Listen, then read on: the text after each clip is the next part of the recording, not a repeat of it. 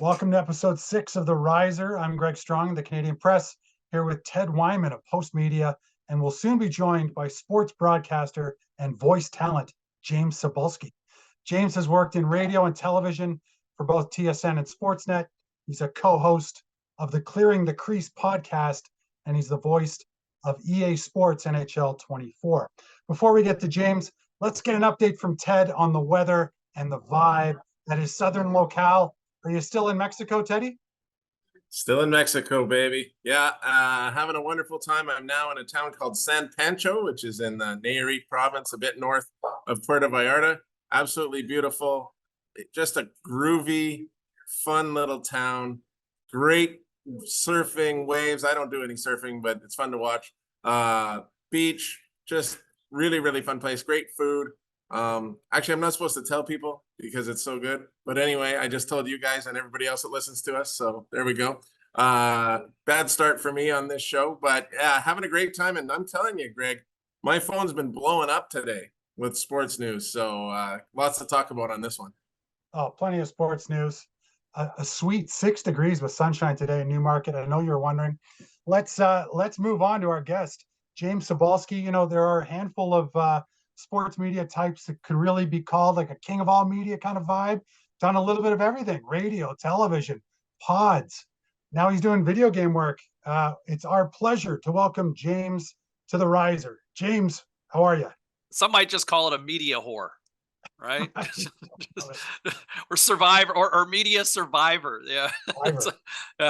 It's man, strong man. It's good to see you again. It has been a minute, and we go back north of 20 years or so in terms of catching up, playing planes, trains, and automobiles, running the media gauntlets over the year. You know, it's funny. We both lived in Toronto for years, and yet the only time we would ever actually catch up was when we had to travel, right? Ted, you know the drill, right? It's like you only catch up with media peeps when you're on the road, right? Then everybody kind of goes back to their respective nests and their tribes and their clans and their groups, and we all do our nesting, and then it's like we get on the road and it's like, all right, let's go find a pub till 3 a.m. somewhere, right? That's how you get to know everybody. That's the great part about it. Yes, that's the bonding after work, right? And that was I think that was one of those things that kind of kept us sane. Like for me, I never went on a plane until I was 23. Like whenever we went on family trips as a kid, we drove, right? I mean, my dad was an honest cop. And so we modest middle-class living, and, flight for a family of, 5 was expensive. So we'd drive to Florida every year. And so like I'm 23, I get to cover a Senators playoff game in 98. That's the first time I get on a plane. And then, I spent the better part of the next 12 years living out of a suitcase, traveling everywhere, and Greg, you're a big part of those adventures as well, but it's just funny how life works sometimes. For sure. Well, I love talking about the old days, and let's start there, James. Yeah. A young reporter at The Score back in the day, if memory serves, right? Yeah. And of course, some other outlets in your formative years in the business, and then you eventually worked your way into the big chair at TSN and at Sportsnet. I'm curious what your goal was back in the day when you were first laying that foundation. Great question. For me, I knew I wanted to get into sports. I knew I wanted to get into sports media. I think I had always dreamed of wanting to be, a play-by-play guy for, the NFL, for Hockey Night in Canada, to do the NBA. I loved that idea, and to have that potential and that opportunity. I remember seeing the movie Singles. I think I was about 17 at the time in the early 90s, and watching the movie Singles, and I looked at Seattle, and I'm going, they got an NFL team, they got an MLB team, they got an NBA team. Doesn't look like it really snows there all that much. I'm like, I've had a lot of hockey growing up in my lifetime. I'll survive without an NHL team, but give me my NFL, my NBA, and my MLB. I'm like, that's where I want to be. And so I kind of started to romanticize the idea of the West Coast. And I remember a couple of years later, piecing together, I think watching the Olympics in Lillehammer in '94 and seeing, there was like a shot, broadcasting from Vancouver, and they were profiling a local athlete. But like, here we are in the middle of February, and it's like this beautiful sunny day, and it's all green grass, and there's not a stitch of snow. And I'm thinking to myself, well, that seems like my appetite for winter. And so, so now I'm really kind of feeling the vibe for the West Coast, but, to want to get into sports. And I think there was I think I had visions of wanting to get to the US, maybe getting onto TSN at that time, because that was really the only national sports network, when I'm younger. And obviously the opportunities presented itself, and starting in Ottawa and radio and, community television, and then the Score presented itself with an opportunity. And that was really exciting because I was living it and breathing it and traveling. And, I think I felt like I really wanted to get, on a desk and do the highlights as an anchor. And I have to say, this is why I have so much respect for Darren Drager. I love Drags too, but Darren Detition, and Dutchie in the sense that, Dutch has been on Sports Center, previously Sports Desk for 30 plus years, right? And he's excited and kicking ass every night. And there's an energy that he brings that very few, if any, can replicate. And, I thought it was a dream come true to finally get it on the bright lights. And here we go. It's Sports Center. One of the first times I'm hosting. And, it gets monotonous, and you're just kind of, like there's a little bit of, when the games are all going on, you're kind of watching stuff, but it does get a little tedious when you're just kind of confined to, it's like being grounded, right? Like you're kind of shackled in where, as a reporter for years, I loved being on the scene. There's an energy. You're in the arena. Yes. I mean, covering a team on the beat, sometimes, that gets a little Groundhog Day at times, but there's an energy, I mean, I think you love sports to be part of that energy. And I kind of found like the dirty little secret. I don't know if I've admitted this to anybody before, but I kind of found like sitting anchoring highlights. It just, sometimes you really have to motivate yourself. And look, I mean, you're not saving lives. I mean, I'm not reinventing the wheel as from a highlight standpoint, and you've got to bring that energy. But that's why I have so much appreciation for Dutch, because, I think I always looked at wanting to do something, what's next, right? I wanted to do live events. I wanted to do play-by-play. And it was always such a, there was only so many jobs in Canada to do that. And so it was kind of an unconventional way how I became a play-by-play guy in the NHL. In a video game, which, certainly worked quite well with my hobbies growing up as a kid. But sitting down and doing those anchor highlights, I just kind of felt it didn't take very long to go, okay, this is it. I don't know, like, not that I was waiting for a studio audience, hey, or like our City Hall, the crowd's all fist pumping, woo, woo, woo. That's what I was doing while I was watching. Yeah, but it's kind of like that. Thanks, Ted. You're the one guy. And, but it's that moment where you kind of feel like how sausage is made. Man, that's an amazing start. And I got to tell you, you touched on it a little bit. Like, you wanted to be a play-by-play guy growing up. It was something you were interested in, and now you're doing it, but you're doing it in this complete different fashion in video game form. So can you tell us how you got into that and what that experience has been like? Yeah, it's been a dream come true. It's been so much fun.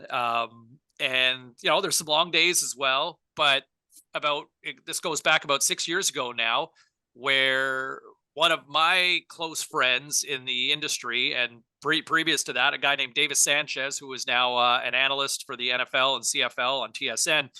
And we used to do a podcast together for the Canadian Football League. And we were BSing and kibitzing all the time.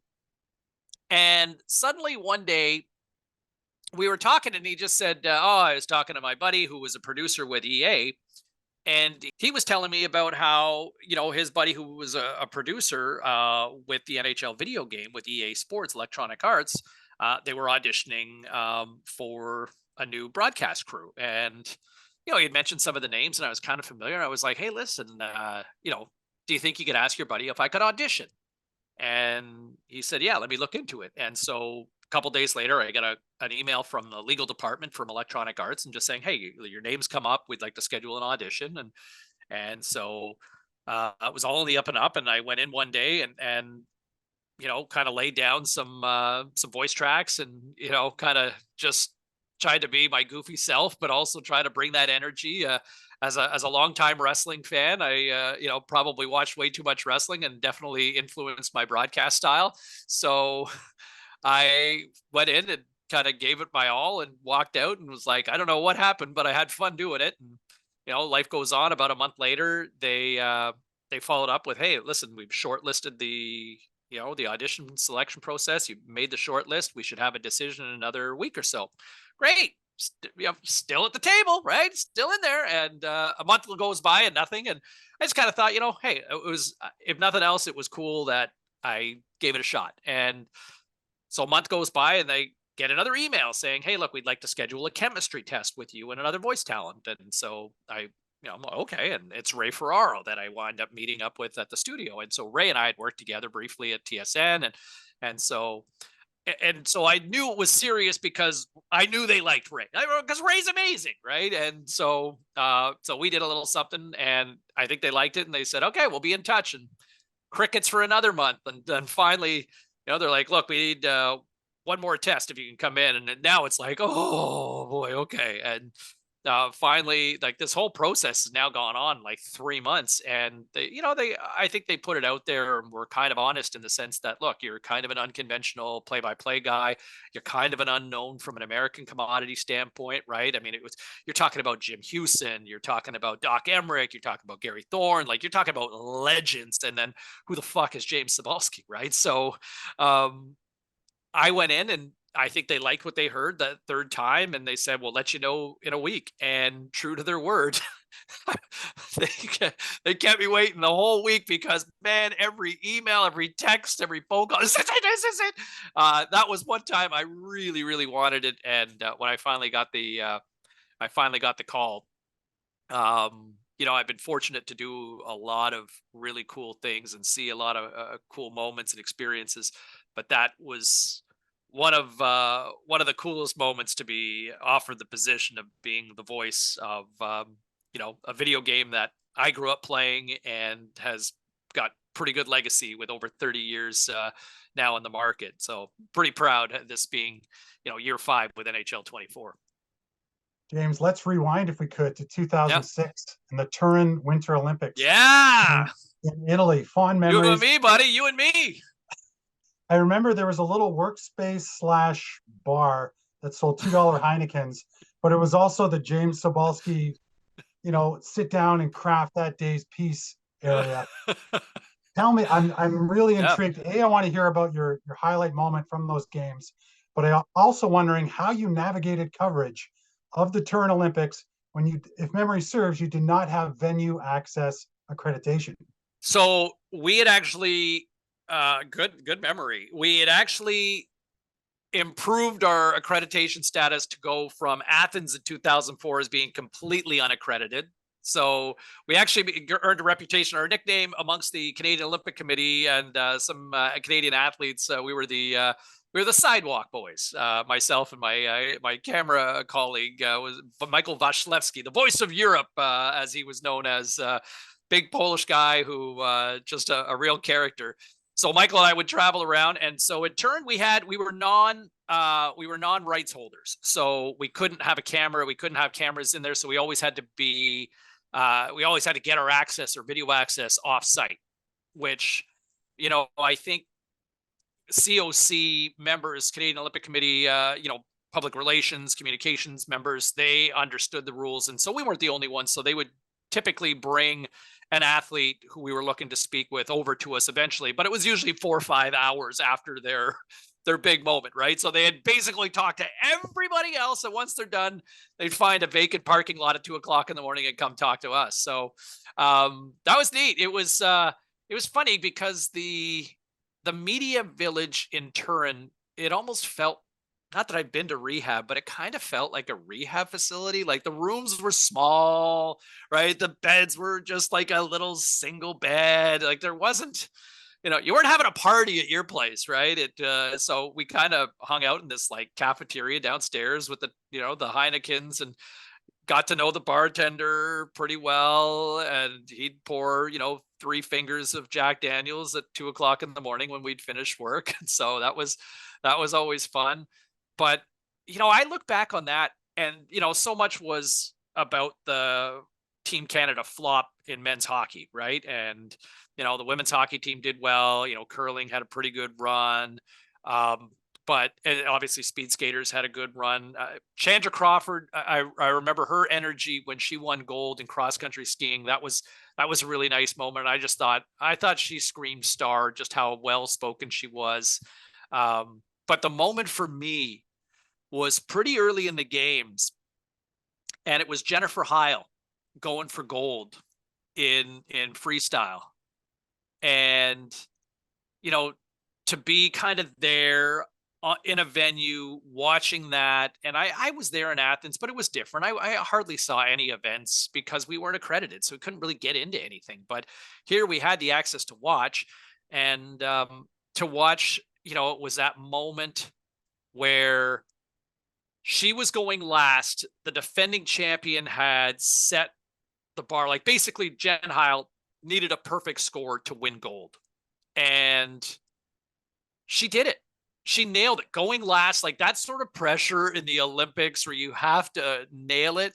And she hit it. And when the score went up, I remember standing next to Cam Cole and Mark Spector, two veteran, Canadian media guys as well. And, I think the three of us, you're kind of taught, as a reporter or as a working member of the media, there's no cheering in the press box.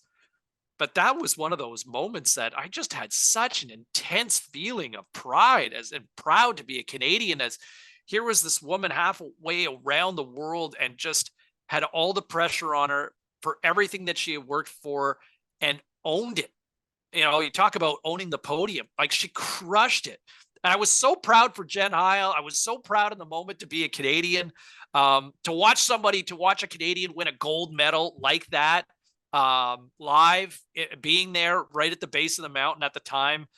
That to me was, we've been to a lot of arenas to see a lot of cool things and experience a lot of moments and buzzer beaters and moments that kind of come and go, whether it's Linsanity when he was at his peak and hits a buzzer beater in Toronto, or, watching the Stanley Cup win, just seeing various moments and overtime winners and playoffs and going to AFC championships and World Series and NBA finals. But that moment right there for a long time, and I'd still put that up there as, probably my favorite moment in that feeling. Daniel Alfredsson's overtime goal in Game 6 of the Eastern Final that put Ottawa into the Stanley Cup Final in 2007. Like, that's pretty awesome too. But that Jen Heil moment, man, that was so cool. So I've been sitting muted for a while because there's a party going on next door, which, hey, it's Mexico, so it should be happening. I thought you were just letting it breathe. Just let it breathe here, right?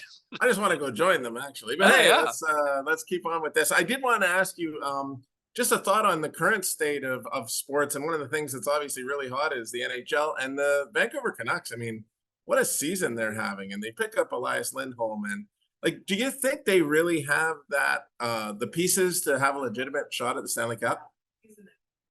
I think depth is still a question, but you have a goalie who is probably in consideration for the Vezina right now. And, as they say, show me a good coach, I'll show you a good goalie, right?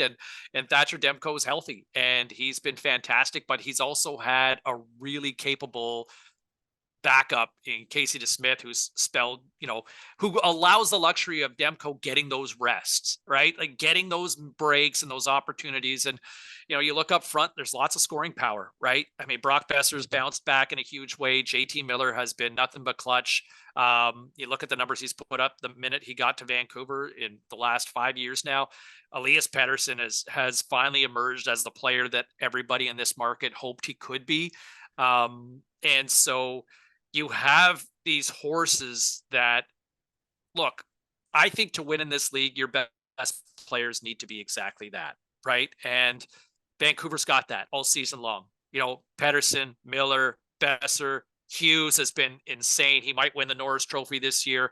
And then you have, a legitimate number one top flight elite goaltender in Thatcher Demko. So I love what they got. I love the Elias Lindholm move. I think it's a good fit for Calgary too, right? I think they've got some decent assets to work with here to move forward. But I think they got a chance to really take a shot at it. I'd like to see them, just add a little more depth on the blue line, because, it's hard to win in this league, right? Like, to go another 4 rounds, like, guys are going to get hurt. So I think if you can find a little more depth that you can add, especially on that back end, I'd feel a lot better, because you look who's also in the mix right now. All the Devils, right? Like, Vegas is still there. Florida's still really good. Boston's right back up at the top again, right? Tampa, I'm still not ready to write off the Lightning. But I think Vancouver's built right now with what Jim Rutherford and Patrick Allvin have done in the last year and a half. They've made some bold moves and they've paid off. James, I want to squeeze in one last quick one, and it's keeping one's composure in live situations. And I know this is a challenge, of course, for anyone who's done a live hit from the crowd or done a halftime interview that perhaps didn't go the way you wanted. I wanted to ask you about 2 situations real quick. Okay. One was the 2009 World Juniors, when you're doing a live hit. You probably remember, and a guy, I think he's 3 or 4 pints deep at a minimum, put his arm around you, red face paint, and you still delivered the live hit. It's on YouTube. And then there's another one, if I could quickly get your thoughts on this one. I believe it was former Blue Bombers coach Doug Barry, if memory serves, who gave you a bunch of one-word answers at a halftime interview. Do you remember those 2 incidents, and how did you keep your composure? It was tough, both of them. I mean, I still remember them vividly. It's funny because the first one, I look back and I watch that video now and I think, man, I should have just said something, because it would have been way more natural to this. Hey, how's it going? All right. Anyway, blah, blah, blah. And the producers were seething that this guy had done this and stood next to me, and he was quiet. He just kind of, leaned next to me. And the producers were so mad that the vice president, they went out and they hired an off-duty police officer to basically be my security for the rest of the tournament. So, they wanted me live in the crowd. Well, how do you ask everybody in the crowd to behave, right? Like, everybody be quiet while I talk. No, you're in a live sporting event. You wouldn't do that at a concert. So anyway, they hired the biggest cop you could find. He was about, honestly, 6'4", probably a good 260, nicest guy, but he terrified everybody. So nobody wanted to go near me after that. So that's what I really got to take away from that.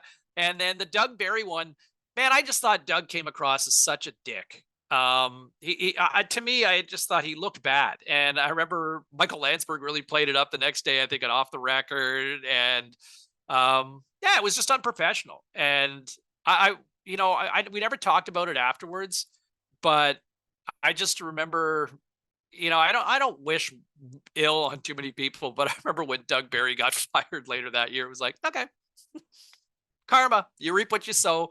It was just one of those things that it's like, moving on. Okay, you got to give me something. You got to give me something. And that's it. Actually, it's funny. The one that really stands out, I don't know if there's any video of it that exists, but I was doing a live hit and it was during the playoffs one year for the Canucks. And I was a Canucks reporter at the time. This is the early 2000s. And I remember teasing Brian Burke because the Canucks had won in overtime the previous game. I think it was against Minnesota. They win in overtime. And they caught Dave Nonis and Brian Burke trying to high five in the crowd, and so they're like, but they miss. Like, it's really awkward. And so the next day he's kind of walking by, and Brian always looked like he had the game face. He had his chewing tobacco, and he got off his motorcycle. And I said, "Nice game of patty cake there last night up in the press box." And he kind of scowl, but then kind of smirks, like, "Oh, okay, yeah, you got me." And anyway, so like, the next day, I'm doing a live hit in the bowels of Rogers Arena, which was then GM Place. And I'm doing this live hit probably like 2 hours before puck drop, just outside the Wild dressing room. Well, I don't know this, but all of a sudden, while I'm talking, blah, blah, blah, blah, blah, somebody hammers me from behind while I'm live on the air. And so, like, I'm totally flustered. Like, I go flying, and I'm like, who the would have done that? And I turn around and I see at the corner of my eye, it's Brian Burke. And so I'm like trying to compose myself, and now he's behind the camera, but he keeps walking, and I'm like, as you can see, Canucks president and general manager Brian Burke has his game face on, and Brian I could see at the corner of my eye, he's like, "Oh, I didn't realize you were live," right? So a day later, we're in Minnesota as the series shifts, and he's just I see him in the lobby bar of the hotel, and he's like, "Did I fuck up your shot?" Said, "It made the highlight of the week." So there you go. Small victories, Brian. So yeah, it worked out. I got a lot of time for Brian. James. Oh man, I gotta say, Greg, just sorry to interject here, but we have a section in our show at the end we call the all-timers, some great all-time stories that we've experienced. I think you've shared some real all-timers with us here today, and boy, do we ever appreciate it. Thanks so much for joining us. Thanks, Ted. Thanks, Strongman. Let's do it again sometime. Okay, buddy. Cheers, guys. Thanks.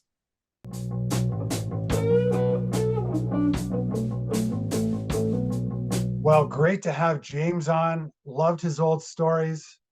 Fantastic stuff there. And it's time to transition, Ted, to hot topics. And this week I thought we'd start with curling. And the national men's field is quickly being filled out. Of course, we have Mike McEwen, who wins out of Saskatchewan. He represented Ontario at last year's Brier, and as you know, was a longtime Manitoba skip.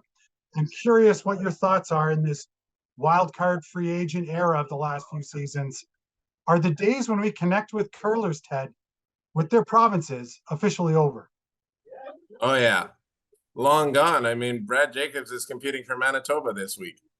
Mike McEwen's competing for Saskatchewan. I mean, that's not important anymore. It's really about the team brand more than anything. And Curling Canada has done a pretty good job, I think, of building that transition with their, what you might call wild cards, you know, the CTRS spots, and allowing more teams with those team brands to come in. And then the names, which of course was something you told me about a couple of weeks ago on the show, that they were going to switch it to, say, Manitoba Jones and Manitoba Laws and whatnot. I think that's another really good way of making that happen, because there's team brand name involved in all of it. And I think that's just going to get more and more, but it's a nice balance too when you do it that way, because you are keeping a little bit of provincial representation in there. The McEwen thing's interesting because honestly, he was just looking for a place to play. Like as you know, Mike is one of the great guys to talk to in the sport of curling, and a very intelligent guy and a great curler. And he's just going where the spot is to play, right? And he knew he had to win that province because he probably wasn't going to get a wild card. Not with Kevin Cooey and Reed Carruthers ahead of him. He might have had a chance because those guys could win their provinces, but he sure didn't want to go into that situation. And so it's a big one for him. And I think, as Mike McEwen has done for the last 15, 20 years in this sport, he's always going to be there as a guy that might just be that contender at the Brier. You never know when he's going to break through. He almost did it at the Olympic trials in 2017, didn't quite pull it off, but he's a guy that's been banging on the door for a long, long time. I know the field, the 18-team field, is not yet complete, but who are you putting your money on for early March in Regina? Well, you know, you accused me of being a front runner last week when we talked about Rachel Homan, and you know, it's hard to argue with Brendan Botcher right now, because obviously it should be Gushu. I mean, who you'd be crazy not to pick him. I know I'm not even saying his name quite right, Greg. You'll get me corrected on that one, but Gushu. Okay, I'll never get used to that. I'm sorry. It's just not going to happen. It's always been Gushu to me. So anyway, I'll try my best. I don't usually have to say stuff. I usually just have to write it. So, but anyway, yeah, I think Brendan Botcher's just had a great team. I love the team he put together there with Mark Kennedy and Brett Gallant and Ben Hebert. I mean, these are guys that are just the best at their positions in every situation. And you just know you're going to end up with a fantastic curling team in the end there. And they were built to take on Gushu, and they were built to take on the world. And they had a bit of a slow start last season, but I don't think they're going to be held back this year. I expect to see them right there. If they don't win the Brier, I think they'll be in the final. I'm going with Mikey. I went with Kristen McCarville for the Scotties. I'm going with Mike McEwen. You're a long shot guy, hey? Mike McEwen. It's going to be the year of some unexpected winners, I think you could say. I'm calling it. We can play this back in a month. We'll see. When you go to the horse races, you bet on the horse named Soon to Be Glue, or what's the? It's no fun picking the favorites all the time. Come on, let's spice it up. Anyway, we'll see what happens. That field will be rounded out, I guess, this week. This weekend coming up here, we got the last two, the big ones, right? Manitoba, Alberta, if memory serves. And big ones. So yeah, I mean, and Cooey, obviously, if Cooey doesn't win Alberta, he's going to get the last wild card spot. And Reed Carruthers is next in line for that, but he's obviously the favorite to win Manitoba as well. I mean, that wildcard spot could end up going to Aaron Sluchinski out of Alberta, conceivably. So it's going to be really interesting. Mm-hmm. Anyway, man, let's just switch up a bit here. The Blue Jays.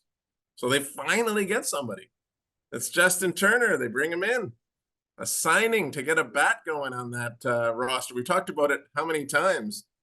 Good pitching, good defense. They're going to come back with that, but they needed more bat. Is that going to be enough? You're the Blue Jays guy. What's your thought? Not quite enough. Certainly a much needed acquisition, no doubt about it. 1-year deal, I believe $13.5 million. Gives them that power bat, that designated hitter, someone they can slot in at fourth or fifth in the batting order, and they really needed a guy. So, and there was, it's in the team's favor right now. There are a lot of free agents kind of in that zone where 25, 30 homer guys.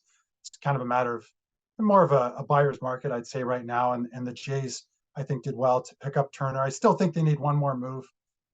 That being said, I think they would be quite content to go into spring training, which starts in just over a week, and the preseason sked, which is about 3 weeks from now, if memory serves, with the lineup they have.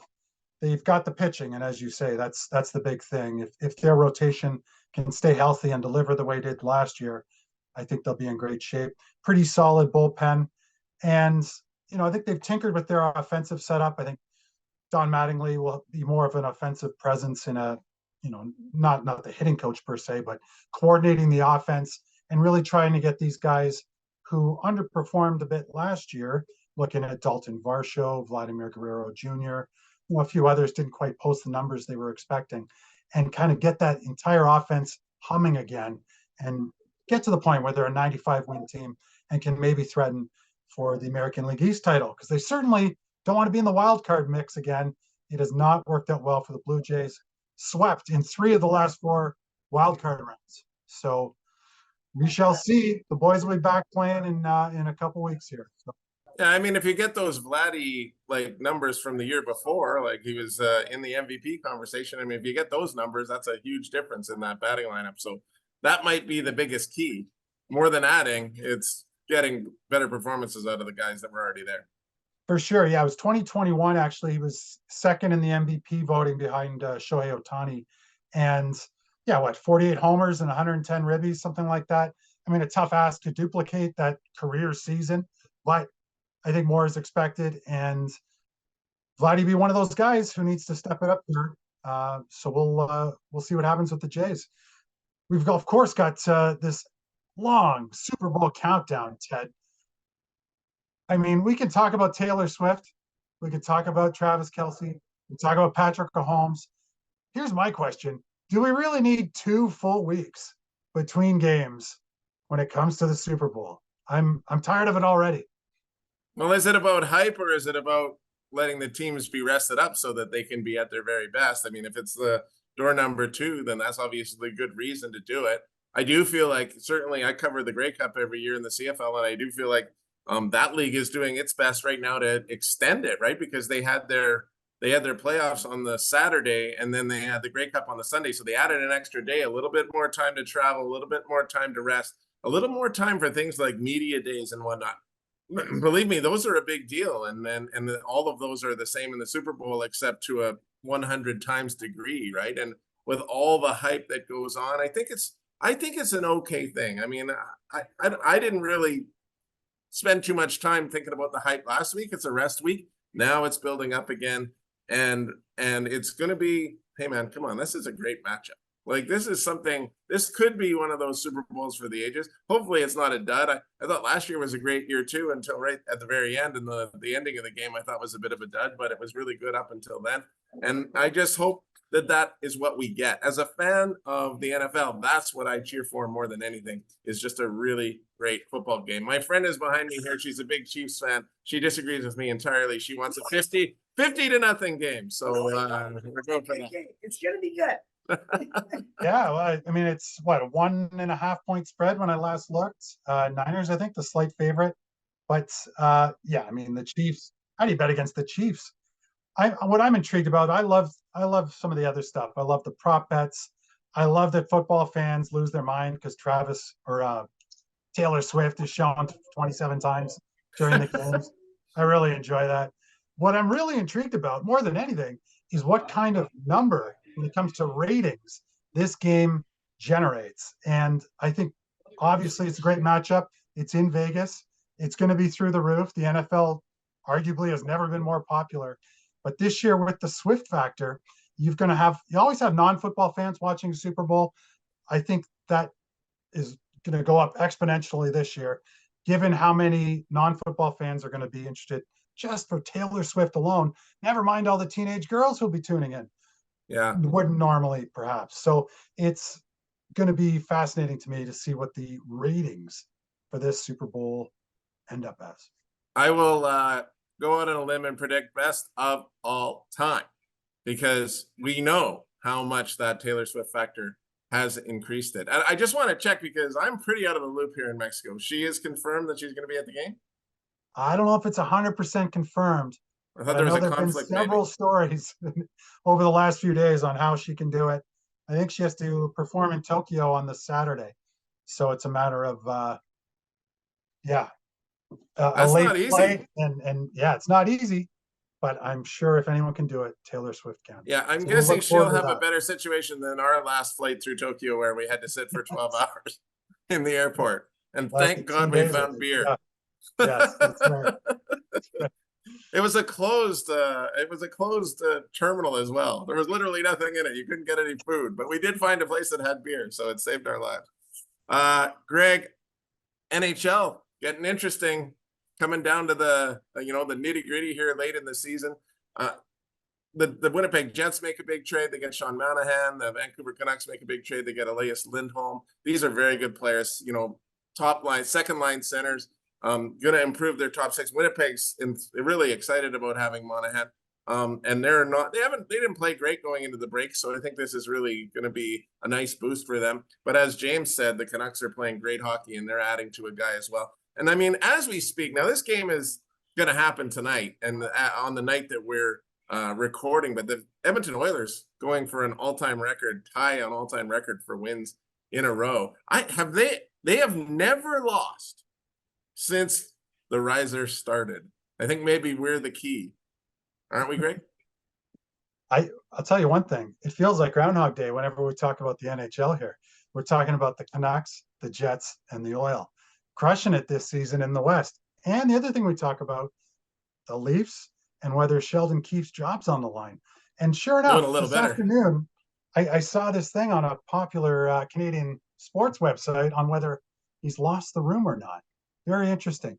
But yes, let's focus out West. I love it when teams make these significant big trades well ahead of the trade deadline.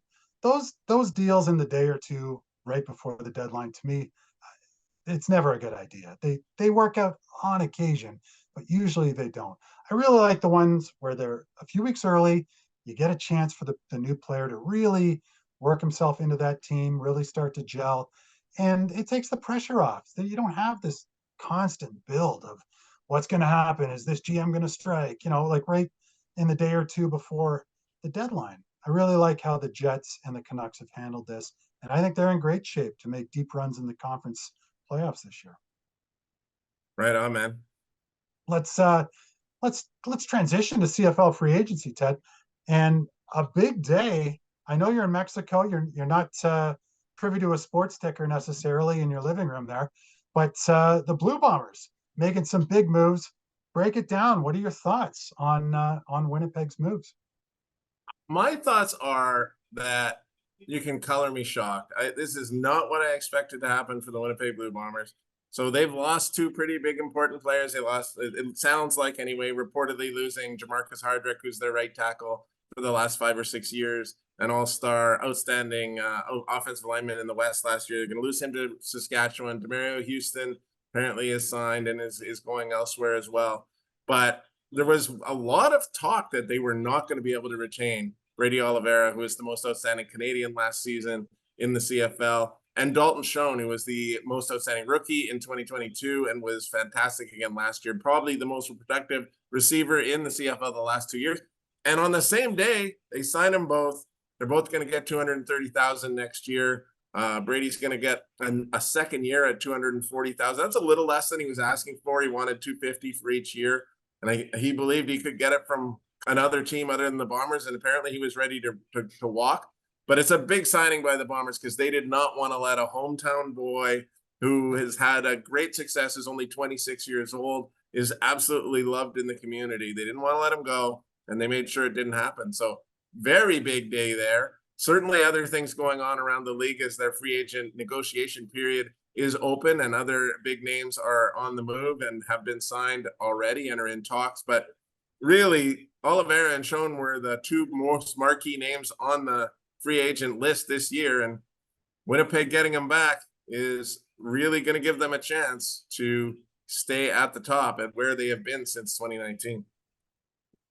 Here's a pet peeve of mine, Ted, and see it having worked the desk and see news releases from teams and leagues over the years. Many do not put the contract terms in their news releases. Sometimes they do. The NHL's been better at that. Most of them don't. Correct me if I'm wrong. The CFL does not, right? No, you have to dig them. You have to dig them up. So you got to get them from the agent or wherever you get them. Yeah. But they're not made available by the team. Why doesn't that change? Why does that happen? Not just the CFL, but in leagues in general. Does it drive you as crazy as it? I couldn't help but wonder if with the CFL, it's because they were embarrassed by the numbers for a lot of years, but they're starting to come up. I mean, let's put it this way: the NFL, you can make more on the practice roster, 4 times as much on the practice roster as you can make, in some situations, anyways, as you can make playing in the CFL. Guys want to play football, so there's one reason. And $250,000 a year is not bad money. It's not what you come to expect. You're not going to be paid that in the NBA or the NHL or Major League Baseball or the NFL. But to be paid $250,000 for 1 year to be a professional athlete is a pretty darn good deal. And I think it's time that the CFL starts making it mandatory that they do release all of that information each time. Anyway, Greg, so let's just continue on here. Why do you think that talking to athletes and people in the sports world are the best to deal with as opposed to the rest of society? Like if you got any other job, if you got in our business, you're talking to people in so many different walks of life. And we just have this connection, it seems, with sports athletes, and we're able to build that. Why do you think it's so strong? Why do you think we're able to tell those stories with the people that we're dealing with? Well, it's the world of fun and games, right?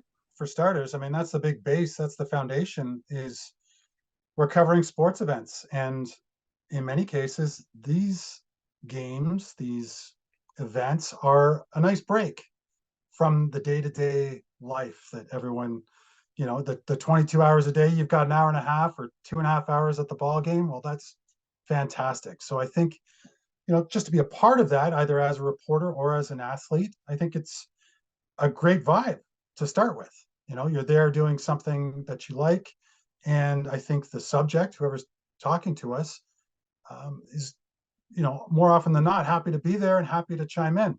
Now, it depends on the sport, whether they're actually eager and keen to share their stories. Of course, there are so many leagues, athletes, sports where, they just kind of go through the motions and talk in 12-second cliches and give non-answer answers. But I think we are lucky to cover sports like curling, for example, or the CFL. The UFC is another good example where the athletes are really outspoken and will chime in. I think it's a real pleasure to, be part of that experience, to write about it, to report. But at the end of the day, I think it all comes down to the fact that, it's a pleasure experience. It's a 2-hour baseball game or a hockey game, and more often than not, everyone's happy to be there. I think that really helps. It's great to be able to tell people stories, and this is obviously a peeve that you and I would both share.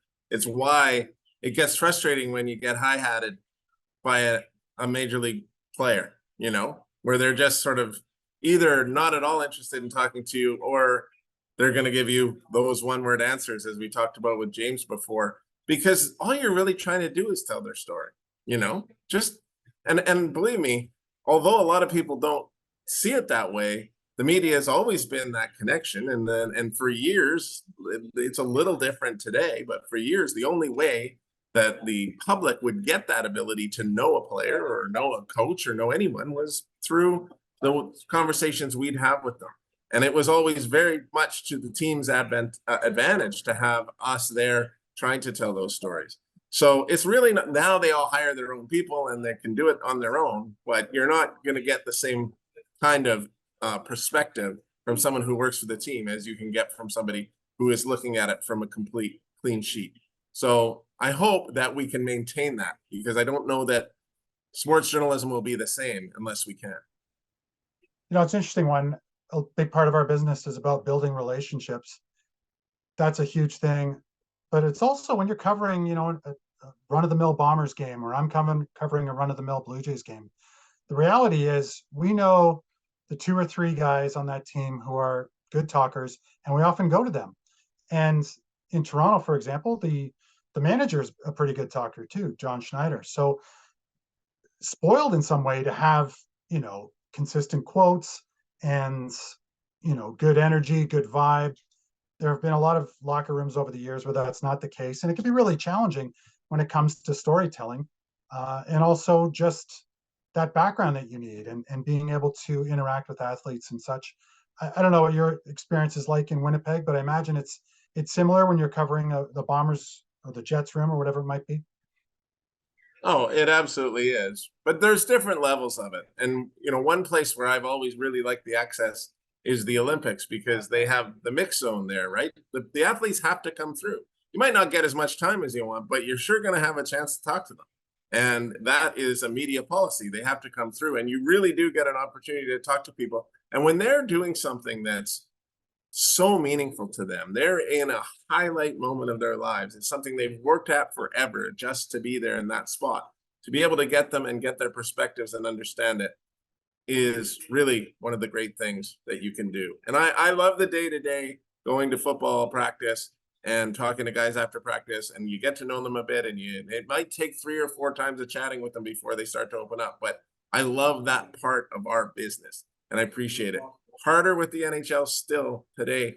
Sometimes I wonder if these guys even recognize me after a few years, because there's so many different faces in the room and whatnot. But you do have to work at those things. I wanted to just say, we just talked about the Olympics, and we got to get back to it, because in 2026, the NHL is going to be there. They've announced it's going to happen, and 2020, 2030. This has been such a long time coming. Hasn't happened since 2014 in Sochi. It's been missed by the fans. It's been missed particularly by Canadian fans who love to see best on best hockey. It's been missed by the players. Connor McDavid's never played for Canada since he was a junior. That's just wrong. And how great is it? You used the word in the script, hallelujah. Bang on, buddy. This is fantastic news, I think, for especially Canadian hockey fans, but hockey fans around the world. What are your thoughts? Well, first of all, I was going to trumpet the hallelujah, and that's exactly how I feel. It's great to have hockey back, the NHL players back at the Olympics. And let's be honest, the 2022 games, I mean, they were challenging, of course, in Beijing with the COVID-19 situation. But the 2018 games in Pyeongchang, South Korea, those 2 games, there was absolutely something missing. And you could just sense it being in those cities. It just was not the same. Obviously, great Olympic stories, big moments, and all the other sports and athletes, that was, obviously a big part of those games, and the energy was there for that. But to not have the NHLers, I mean, it'd be like the summer games without the NBA players. Like you're used to it now. You want it. You want to see best on best. We finally have it. It's really hard to believe we're looking at 12 years between games. But yeah, a 39-year-old Sidney Crosby in 2026, that'd be pretty interesting. And I don't know, Connor McDavid, go down the list of players that are finally going to get an Olympic moment. It's long overdue. I'm thrilled it's happening. What was your thought? Crosby, McDavid, Bedard. Enough said. How great is that going to be? Very excited. I'm sure all Canadian hockey fans, especially those who got to experience 2010 when Canada won on the golden goal by Sidney Crosby. The joy of that, one of the most watched hockey games ever in Canada. They want it so bad. The NHL, give them some credit. It sucked that they didn't do it for as long as they haven't, but they've made it happen again. So let's cheers the NHL for once. Gary Bettman and his crew. No booing this time for Gary. That's right. Yeah, it's and of course you got the Four Nations Cup announcement, which was kind of lost in the Olympic shuffle, I thought. But I'm also pleased to see the World Cup, kind of a plan in place now, because the World Cup of hockey just kind of seemed lost to the last 10, 15 years. Now they've got it nailed down. So hopefully it will be Olympics full time beyond 2030, as they mentioned, and into 34 and 38 and so on. And same with the World Cup. I think it's great for the sport. Let's shift to all timers, Ted. And do you want to start us off this week with a story from yesteryear? Well, I do, and I'll tell you what, I couldn't really think of which one I wanted to go with this week, but then one I've been holding in the bank came to mind, and that's one of the reasons I wanted to make sure we talked about the Olympics in 2014, the hockey returning, because in 2014, I kind of had an interesting role as my first Olympics, and I was one of the sort of the coordinator for Sun Media at the time, Postmedia, leading the team of people. But I also had a pass where I could go and cover events. So I covered a lot of curling. Canada won 2 gold medals. I covered some women's hockey, covered various things, but I wasn't one of the main hockey guys. But it was my job to go and secure the tickets. Like, you had to have a ticket to go and sit in the press tribune to cover that game, especially the gold medal game, right? I mean, that was a big deal. And so you had to go and schmooze the COC guys. And I think the guy's name was Yvonne Long. Is that right, Greg? Was that the guy? It sounds familiar. His name was Yvonne. But anyway, I remember that. And so you had to go schmooze a bit and ask around for tickets. And I needed to get tickets for our hockey writers at the time. I think it was Rob Longley and Chris Stevenson, 2 good buddies of mine. Steve Simmons, of course, was a columnist. We had to get him in there. And so I just sort of was like, well, I think that's everybody. Is there any other tickets? Is there, maybe we could get one more? I mean, I'd love to go if I could. I'd like to go and check it out and write about the experience. And he was like, no, that's not going to happen. Sorry, it's done. So I was fine with it. I was going home to go watch the game back at the ranch, at the media village, and I was fine with it. I really was. And then I kind of, had been puttering around all day, and then I was just walking down this hallway in the media center there in Sochi, and I got a tap on the shoulder, and Yvonne just went like this. He goes, "Is this what you're looking for, my friend?" And I was like, "You're kidding me." And it was about 10 minutes before the game. And I just went, the beauty of Sochi was that everything was right together. It was all right in the same spot. You didn't have to go very far to get to anything. So I just booted it out there and out to the arena. And it was row 2 behind the penalty box. That's where I sat for the 2014 gold medal game. Never sat in any seat like that. Certainly not a press seat in my life for anything. And that happened to be a gold medal game, which Canada won. Pretty special moment. Very cool. I love it. It's funny, for my all-timer, I was listening to James chime in on the Jennifer Heil experience, 2006. And I think a lot of people may assume that, we get the most joy covering the biggest events. And those are cool to cover, make no doubt about it, whether it be the Raptors winning the NBA Finals or, the Blue Jays in the playoffs or Grey Cup or whatever it is. But for me, sometimes the great stories come from places you least expect. And one story that stands out to me is covering 10-pin bowling at the 2011 Pan American Games in Guadalajara, Mexico. The Tapatio bowling alley, Ted, was about an hour from the main drag in Guadalajara. And it was just like you'd think it might be. We're talking a greasy, not like a greasy snack bar with old school menu board. We're talking vintage gumball machine by the doors. There was some Pan Am signage throughout the venue, but it was an alley and an hour outside of Guadalajara. And this Canadian athlete, her name was Jennifer Park. She had her young baby with her, and she was a Canadian bowler, and the baby was like 2 or 3 months old. And so she bowls. She had some family members there watching her, and she had a great game. And she made it to the final in the women's singles, I believe. And in between games, the athletes would often stretch out and roll out. There wasn't a lot of time between games. As soon as she was done, boom, she went over to the bleachers and she starts feeding the baby. She's like, boom, into mom mode less than 30 seconds after the game. There's no debrief happening. It was, we got to get little Johnny fed, whatever the name was. So, she was doing that and then back to the alley. And this went all the way till she was in the final. And she gave it a great run. She won silver at those games, but was just like great quotes. The color at this bowling alley was off the charts. Like I say, framed pictures of local bowlers, league results on the wall, the whole thing. So to me, and it was also a major challenge filing. I think I was by that greasy snack bar and trying to get a Wi-Fi signal, and it was just, these are the things you remember. It's not always the Stanley Cup being hoisted in the air. Sometimes it's a 10-pin bowling silver medal with an athlete who's got a great story and is keen to share that story in a venue that you certainly would not normally go to for a sporting event. So to me, that was an all-timer. 2011 Guadalajara Pan Am Games. Coming to you live from a greasy snack bar in Guadalajara, Mexico, Greg Strong, the Canadian Press. It's interesting, man. I am about 45 minutes from Guadalajara right now, just by car. It's super close. So there's a nice tie-in as well. That's a Patio bowling alley if you're looking for a night out during your extended vacation here, Ted. So I'm not sure I'll get there, but the snack bar sounds really good, and the gumballs. Well, episode 6, very enjoyable. Great to have James on. Really enjoyed it, and thanks for taking an hour out of your vacation time to join us here, Ted. Appreciate it. I'd also like to give special thanks to intern producer Alex Antoniadis, the Toronto Metropolitan University Podcast Lab, our social media intern Ryan McMahon.